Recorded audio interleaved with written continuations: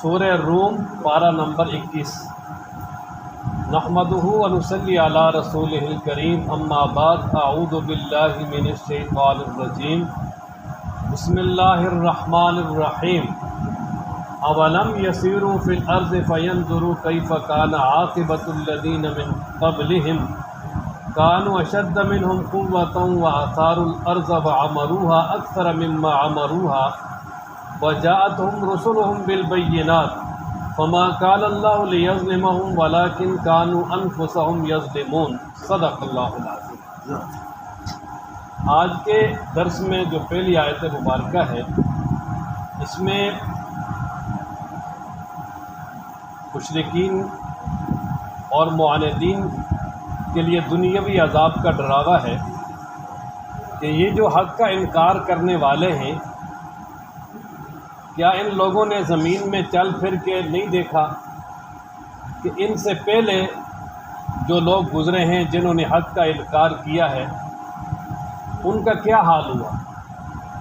کہ وہ جو ان سے پہلے گزرے ہیں وہ قوت اور طاقت کے اعتبار سے بھی ان سے کئی گنا زیادہ تھے، اور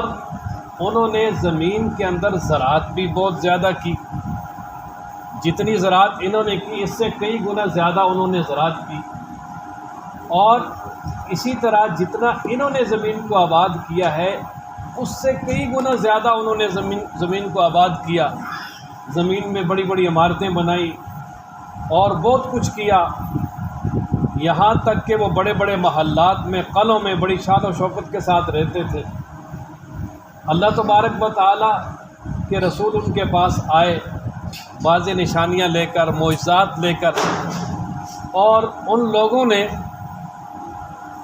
ان معجزات کا انکار کیا، اور جو اللہ تبارک و تعالیٰ کی طرف سے نشانیاں آئی تھیں ان کا انکار کیا، اور انہوں نے رسولوں کا بھی انکار کیا اور حق کا انکار کر دیا، تو اللہ تبارک و تعالیٰ کی طرف سے ان پہ عذاب آیا اور عذاب میں وہ ہلاک ہو گئے۔ اور اللہ فرماتے ہیں کہ وہ جو عذاب ان پہ آیا، جس عذاب نے ان کو ہلاک کیا ہے، وہ اللہ تبارک و تعالیٰ کی طرف سے ان پہ ظلم نہیں تھا، بلکہ جو انہوں نے گناہ کیے وہ ان کے گناہوں کا بدلہ تھا۔ ان کے گناہوں کے اور ان کے فساد فی الارض اور ان کے حق کا انکار کرنے کی وجہ سے اللہ تبارک و تعالیٰ نے ان کو سخت قسم کا عذاب دیا۔ اللہ تبارک و تعالیٰ جب تک کسی قوم کو متنبع نہ کر دے، رسول بھیج کر باخبر نہ کرتے ہیں، اس وقت تک عذاب نہیں بھیجتے۔ جب رسول بھیج کر متنبع کرتے ہیں، باخبر کرتے ہیں، اور پھر بھی لوگ نہیں مانتے، حق کا انکار کرتے ہیں ڈٹائی کے ساتھ، تو پھر اللہ کی طرف سے ان کے سخت عذاب آتا ہے، اور یہ ان کے گناہوں کا بدلہ ہے، یہ اللہ تبارک و تعالیٰ کی طرف سے ظلم نہیں ہے۔ فرمایا نا، اولم یسیروا، کیا یہ لوگ نہیں چلے پھرے فی الارض، زمین میں، فینظروا، تاکہ دیکھتے، کیف کان عاقبۃ الذین، کہ کیسا انجام ہوا ان لوگوں کا، من قبلہم، جو ان سے پہلے تھے، کہ کیسا انجام ہوا ان لوگوں کا جو ان سے پہلے تھے۔ کانو، وہ تھے، اشد، زیادہ سخت، منہم، ان سے، قوتاً، طاقت اور زور کے اعتبار سے، وَأَثَارُوا الْأَرْضَ، اور انہوں نے زمین میں کھیتی باڑی کی، یعنی زمین میں ہل چلائے، زمین کو آباد کیا، زمین میں زراعت کی، وَعَمَرُوهَا، اور انہوں نے زمین کو آباد کیا، اکثر مما، اس سے زیادہ، جتنا کہ عمروها، انہوں نے زمین کو آباد کیا، یعنی جتنا مکہ والوں نے زمین کو آباد کیا ہے، اس سے زیادہ انہوں نے آباد کیا تھا۔ وَجَاءَتْهُمْ، اور آئے ان کے پاس، رسلہم، ان کے رسول، بالبینات، واضح نشانیاں لے کر، اللہ تعالیٰ کی طرف سے جو ان کی طرف رسول بھیجے گئے تھے، وہ واضح نشانیاں اور واضح آیات اور واضح معجزات اور واضح دلائل لے کر آئے اللہ کی قدرت اور وحدانیت کے، لیکن انہوں نے نہیں مانا۔ تو فما کان اللہ، بس نہیں اللہ تبارک و تعالیٰ کے لیے، نہیں تھا اللہ تبارک و تعالیٰ کے لیے یظلمہم، کہ ان پہ ظلم کرتا، کہ اللہ تعالیٰ کی یہ شان ہی نہیں کہ اللہ ظلم کرے، اللہ تبارک و تعالیٰ ظلم کرتے ہی نہیں ہے، اللہ نے ان پہ ظلم نہیں کیا ان کو ہلاک کر کے۔ ولیکن کانوا، لیکن وہ تھے، انفسہم، اپنی جانوں پر، یظلمون، ظلم کرنے والے، کہ وہ خود اپنی جانوں پہ ظلم کرتے تھے، انہوں نے خود اپنی جانوں پہ ظلم کیا حق کا انکار کر کے۔ اور پھر آگے جو ان کا انجام ہوا، انجام بد، اللہ تعالیٰ نے اس کا تذکرہ کیا۔ اللہ فرماتے ہیں ثم پھر کانا ہو گیا عاقبۃ الذین انجام ان لوگوں کا اساءوا جنہوں نے برائی کی، السوء بہت ہی برا، کہ ثم کانا پھر ہو گیا عاقبۃ الذین انجام ان لوگوں کا اساءوا السوء جنہوں نے برائی کی، کیا ہو گیا جی؟ برا، اساءوا جنہوں نے برائی کی ان کا انجام ہو گیا سوء برا، کہ جنہوں نے برائی کی یعنی اللہ تبارک و تعالیٰ کے آیات کا انکار کیا، دین کا انکار کیا، اللہ کے رسولوں کا انکار کیا، اللہ کی آیات اور نشانیوں کے ساتھ استہزاء اور مذاق کیا، تو اس کی وجہ سے ان کا انجام بہت برا ہوا۔ کس طرح برا ہوا؟ کسی کو پانی میں غرق کر دیا، کسی کو جو ہے نا وہ آندھی چلا کے غرق کر دیا، کسی کو زلزلے اور چیخ سے ہلاک کر دیا، کسی پہ پتھروں کی بارش کر دی، اور کسی کو جو ہے وہ آسمان سے آگ برسا کے ہلاک کر دی، اور بہت سارے مختلف قسم کے عذابات ان قوموں پہ آئے۔ اللہ فرماتے ہیں یہ کیا ہوا، کس وجہ سے ان کا انجام برا ہوا، ان کذبوا بآیات اللہ، یہ کہ انہوں نے جھٹلایا اللہ کی آیتوں کو، وکانوا بہا اور وہ تھے ان آیات کے ساتھ یستہزئون مذاق کرنے والے، ٹھٹھا کرنے والے، کہ ان آیات اور آیات کے ساتھ مذاق اور ٹھٹھا کرنے والے تھے، اللہ کی نشانیوں کے ساتھ مذاق کرتے تھے۔ اللہ یبدأ الخلق، اس آیت مبارکہ میں اللہ تبارک و تعالیٰ نے قیامت کے قیام پر ایک عقلی دلیل بیان فرمائی ہے، کیونکہ مشرکین جو ہے ان میں جو بنیادی 3 عقیدے ہیں ان عقیدوں کے بارے میں بہت کمی پائی جاتی تھی، اور وہ عقیدے ہی جو ہے ان کے مکمل نہیں تھے۔ ایک توحید اور رسالت اور قیامت، اللہ کو وحدہ لا شریک نہیں مانتے تھے، اور تمام انبیاء کو اور خاص کر جو نبی پاک صلی اللہ علیہ وسلم کو نہیں مانتے تھے، اور تیسرا قیامت کا انکار کرتے تھے۔ تو اللہ تبارک و تعالیٰ نے ان تینوں مسائل پہ کھل کے جو ہے وہ دلائل بیان کیے ہیں مختلف انداز کے ساتھ۔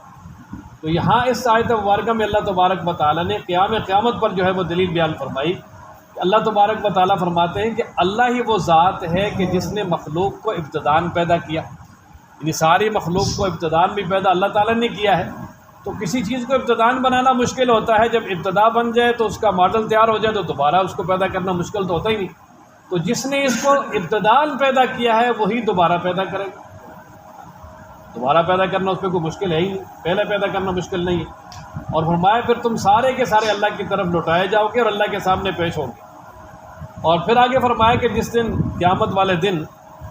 یعنی قیامت کے بعد اللہ تبارک و تعالیٰ کے سامنے پیشی ہوگی، تو اس وقت کیا حالات ہوں گے، جو مجرم ہیں ان کے کیا حالات ہوں گے، اور جو ایمان والے ہیں ان کے کیا حالات ہوں گے۔ چنانچہ اللہ تبارک و تعالیٰ فرماتے ہیں کہ جو مجرم ہیں وہ اس دن انتہائی مایوس ہوں گے، نا امید ہوں گے، کہ دنیا میں جن کی وہ پوجا کرتے تھے، جن کو انہوں نے الہ اور معبود بنایا ہوا تھا، اب وہ بھی انکار کر دیں گے، ان کی حقیقت بھی سامنے آ جائے گی، اور پھر جن پہ مان تھا ان کا کہ یہ ہماری سفارش کریں گے، وہ بھی کوئی سفارش نہیں کریں گے۔ تو لہٰذا پھر یہ وہاں غصے میں آ کے ان کے جو ہے نا وہ الہ اور معبود ہونے کا انکار کر دیں گے، کہیں گے یہ کوئی الہ اور معبود نہیں ہے، انہوں نے ہمیں جو گمراہ کیا ہے اور انہوں نے ہمیں ذلیل کیا ہے۔ تو یہاں جو ہے نا وہ مجرمین کا انجام بیان کیا ابتدا میں، فرمایا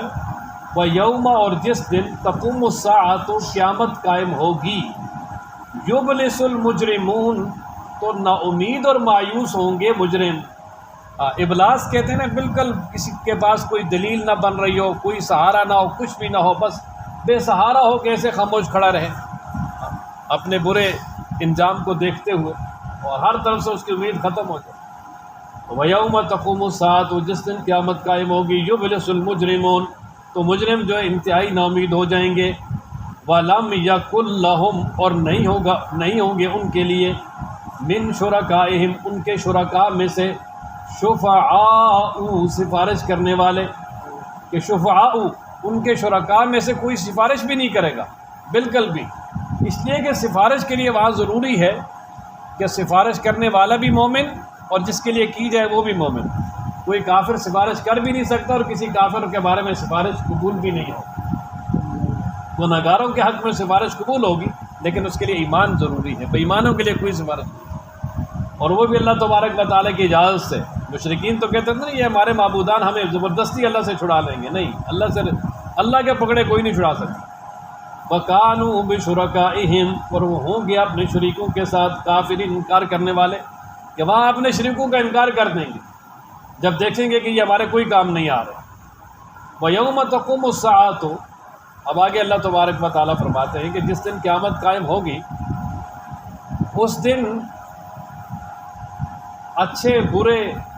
مومن کافر، یہ سب الگ الگ ہو جائیں گے۔ ایمان والوں کے الگ ہو جائے گا، ان کا معاملہ ہی الگ ہوگا، اور جو کفار اور معاندین ہیں ان کو الگ کر دیا جائے، جیسے سورہ یاسین میں ہے نا، وَامْتَازُوا الْيَوْمَ أَيُّهَا الْمُجْرِمُونَ، قیامت میں اللہ کی طرف سے کہا جائے گا مجرموں الگ ہو جاؤ، دنیا میں تم سارے مل مل کے رہتے تھے، آپ الگ الگ ہو جاؤ۔ اور پھر جب اللہ تبارک و تعالیٰ ان کو الگ الگ کر دیں گے تو اب پھر کیا ہوگا، آگے پھر اس کی تفصیل بیان فرمایا کہ جو ایمان والے ہیں، نیک اعمال کرنے والے ہیں، جنت کے باغیچوں میں ان کی آہ و بھگت ہوگی،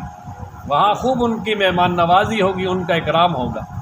اور فرمایا کہ جنہوں نے کفر کیا اور ہماری آیات کا انکار کیا اور آخرت کو بھی نہیں مانتے تھے،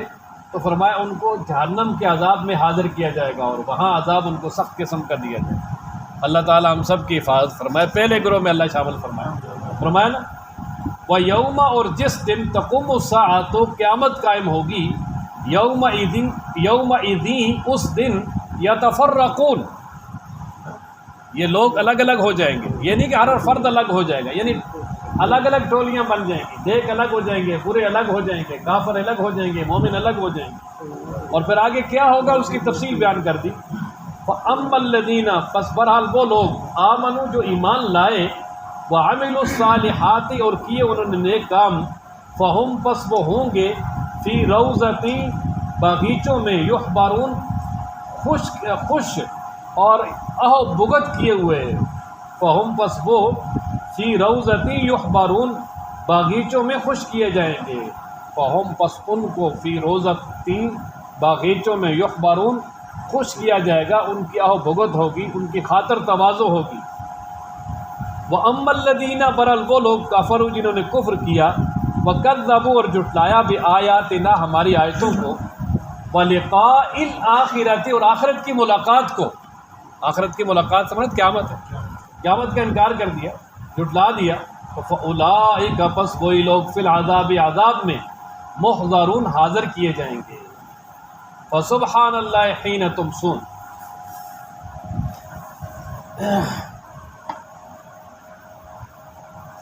یہ دو آیات مبارکہ ہیں، ان میں اللہ تبارک و تعالیٰ کی طرف سے اپنی ذات مقدسہ کے لیے تسبیح اور تحمید ہے، کہ جس کا مقصد یہ ہے کہ اپنے بندوں کی رہنمائی کرنی ہے کہ ان اوقات میں اللہ تبارک و تعالیٰ کی تسبیح اور تحمید بیان کریں، زیادہ سے زیادہ اللہ تعالیٰ کو پکاریں، کیونکہ یہ جو اوقات ہیں بڑے اہم ہیں، جو اللہ تبارک و تعالیٰ کی کمال قدرت پہ دلالت کرتے ہیں، اور اسی طرح وہ ایک دوسرے کے پیچھے آتے ہیں، اور اسی طرح یہ جو اوقات ہیں ان میں سے ہر وقت کا اللہ تبارک و تعالیٰ نے الگ الگ فائدہ رکھا ہے، ہر انسان کے لیے الگ الگ فائدے ہیں، اور یہ بڑے خاص اوقات ہیں۔ فرمایا ان میں اللہ تبارک و تعالیٰ کی پاکی اور بڑائی بیان کرو۔ سب سے پہلے شام کا وقت ہے کہ وہ اندھیرے کا پیش خیمہ ہے، پھر جب عشاء کا وقت ہے اس وقت اندھیرا خوب چھا جاتا ہے اور رات کی تاریکی ہو جاتی ہے، انسان اس میں آرام کرتا ہے۔ صبح جو ہے یہ دن کی روشنی کا پیغام لانے والی ہے، اور اسی طرح جو ظہر کا وقت ہے اس وقت بھی خوب روشنی ہو جاتی ہے، لوگ اپنا کام کاج کرتے ہیں، اور اللہ تبارک و تعالیٰ کی طرف سے ایک طرح کی نئی جو ہے نا وہ انسان کے لیے فوائد والی زندگی سامنے آتی ہے۔ تو یہ جو اوقات ہیں، فرمایا ان میں اللہ تبارک و تعالیٰ کی تم بھی خوب پاکی بیان کرو، اللہ کی تعریف کرو۔ اور بعض مفسرین نے ان اوقات سے مراد نمازیں لی ہیں، کہ مثلا اللہ تعالیٰ فرماتے ہیں کہ ان اوقات میں اللہ تبارک و تعالیٰ کی پاکی بیان کرو، یعنی شام کے وقت سے مراد مغرب کی نماز ہے، حین تمسون، اور حین تصبحون اس سے مراد یعنی یہ تمسون سے مراد مغرب اور عشاء کی نماز ہے، اور تصبحون اس سے مراد فجر کی نماز ہے۔ اور اسی طرح وہ عشیہ، یہ عشیہ جو ہے نا کہتے ہیں پچھلے پیر کو، سہ پیر کے بعد والا حصہ، اس سے مراد عصر کی نماز ہے۔ اور تظہرون اس سے ظہر یعنی ظہیرہ دوپہر کا وقت، اس سے مراد ظہر کی نماز ہے۔ تو مطلب یہ ہے کہ ان اوقات میں جو اللہ تبارک و تعالیٰ کی طرف سے تم پہ نمازیں فرض اور لازم ہیں وہ نمازیں ادا کرو۔ تم سونا میں 2 نمازیں آ گئی، مغرب عشاء جب تم شام کرو، تصبحون فجر کی نماز، عشیّا عصر کی نماز، اور تظہرون ظہیرہ دوپہر کا وقت، اس میں جو ہے نا وہ ظہر کی نماز۔ اللہ فرماتے ہیں فسبحان اللہ، پس پاک اللہ تبارک و تعالی، حین اس وقت تم سونا جس وقت تم شام کرتے ہو، وحین تصبحون اور جس وقت تم صبح کرتے ہو۔ یعنی اللہ تعالیٰ کی ذات تو ہر وقت پاک ہے، یعنی مطلب یہ کہ اللہ پاک ہے اس وقت، یہ ایک طرح کا حکم ہے کہ اس وقت اللہ کی پاکی بیان کرو، اور صبح و شام اللہ تبارک و تعالیٰ کی کیا کرو جی، پاکی بیان کرو۔ وَلَهُ الْحَمْدُ، اور اسی کے لیے تعریف ہے، فِي السَّمَاوَاتِ وَالْأَرْضِ، آسمانوں میں اور زمینوں میں، یعنی آسمانوں اور زمینوں میں جو قابل تعریف ذات ہے وہ صرف اللہ تبارک و تعالیٰ ہی کی ہے۔ وَعَشِيًّا، اور اللہ کی پاکی ہے، یعنی اللہ تبارک و تعالیٰ ہی کے لیے پاکی ہے جب تم دوپہر، یعنی یہ پچھلا پیر آئے، ہاں یا پچھلے پیر، سہ پیر، ہاں تیسرا پیر، سہ پیر جی، وعشیّا کیا جی، سہ پیر، تیسرا پیر یعنی عصر کا وقت ہے۔ وحین تظہرون، اور اس وقت جس وقت تم ظہر کرتے ہو، یعنی اس سے مراد یعنی وہ دوپہر کا وقت ہے، وہ کہ جس وقت تم دوپہر کرتے ہو، یعنی دوپہر کا جو وقت ہے ظہیرہ، جب سورج ڈھل جاتا ہے تو اس وقت جو ہے نا وہ اللہ تبارک و تعالیٰ کی پاکی بیان کرو، یعنی نماز پڑھو۔ یخرج الحی من المیت، آگے اللہ تبارک و تعالیٰ نے یعنی دوبارہ حشر و نشر یعنی قیامت پہ ایک دلیل بیان کی، اور اپنی قدرت کاملہ پہ ایک دلیل بیان فرمائی کہ اللہ تبارک و تعالیٰ فرماتے ہیں کہ اللہ وہ ذات ہے جو زندہ کو مردہ سے نکالتا ہے، یعنی زندہ کو مردہ سے نکالتا ہے کہ ایک پرندہ جو ہے نا وہ بے جان انڈے سے نکلتا ہے، اور یا یہ کہ انسان کی پیدائش ایک بے جان قطرے سے ہو رہی ہے، اور یا یہ ہے کہ یہاں مردہ سے مراد کافر ہے اور زندہ سے مراد مومن ہے، کہ کافر کے گھر میں اللہ تبارک و تعالیٰ مومن پیدا کر دیتا ہے، اور اسی طرح فرمایا کہ وہ نکالتا ہے مردہ کو زندہ سے، یعنی زندہ پرندے سے جو وہ مردہ انڈا نکالتا ہے، اور اسی طرح یعنی یہ بھی ہے کہ یعنی اللہ تبارک و تعالیٰ جو ایک مومن ہے اس کے گھر میں کافر پیدا کر دیتے ہیں، بہت سارے مومنوں کی اولاد کافر ہیں، اور اسی طرح فرمایا کہ اللہ تبارک و تعالیٰ زمین کو بنجر ہونے کے بعد جو ہے وہ آباد کر دیتا ہے۔ تو فرمایا کہ جو اللہ تعالیٰ زندہ کو مردہ سے نکالتا ہے اور اسی طرح مردہ کو زندہ سے نکالتا ہے، اور وہ زمین کو بالکل بنجر ہونے کے بعد دوبارہ آباد کر دیتا ہے، زمین سرسبز و شاداب ہو جاتی ہے، لہلانے لگتی ہے، تو فرمایا وہ دوبارہ قیامت والے دن تمہیں بھی پیدا کر سکتا ہے۔ ساتھ ہی فرمایا وَكَذَلِكَ تُخْرَجُونَ، اسی طرح تمہیں بھی اللہ تعالیٰ زندہ کر کے قبروں سے نکالے اور وہاں احتساب کرے گا۔ مشرکین اس احتساب کے منکر تھے، وہ کہتے تھے قیامت ہونی نہیں، دنیا کی زندگی ہے بس، تو فرمایا نہیں، قیامت کا وقت آنے والا۔ یخرج الحی، نکالتا ہے زندہ کو، من المیت مردہ سے، ویخرج المیت، اور نکالتا ہے مردہ کو، من الحی زندہ سے، ویحیی الارض، اور زندہ کرتا ہے زمین کو، بعد موتہا، اس کے مر جانے کے بعد، یعنی آباد کرتا ہے زمین کو اس کے بنجر ہو جانے کے بعد۔ وَكَذَلِكَ تُخْرَجُونَ، اور اسی طرح تم بھی نکالے جاؤ گے قبروں سے، اللہ تعالیٰ تمہیں بھی جو ہے وہ زندہ کر کے نکالے گا۔ دوسرے مقام پر اللہ تعالیٰ فرماتے ہیں ثُمَّ نُفِخَ فِيهِ أُخْرَىٰ فَإِذَا هُمْ قِيَامٌ يَنظُرُونَ، کہ پہلی مرتبہ جب سور پھونکا جائے گا سب ختم ہو جائیں گے، دوبارہ جب سور پھونکا جائے گا تو اللہ فرماتے ہیں فَإِذَا هُمْ قِيَامٌ يَنظُرُونَ، اچانک تم کھڑے دیکھ رہے ہو۔ اس کے لیے کوئی وقت، لمبے چوڑے وقت بھی نہیں چاہیے، اور لمبی چوڑی فوجیں اور تکنیک بھی نہیں چاہیے، بس کون فیکون۔ اللہ تعالیٰ ہم سب کو قرآن پڑھنے، سمجھنے، عمل کرنے کی توفیق عطا فرمائے۔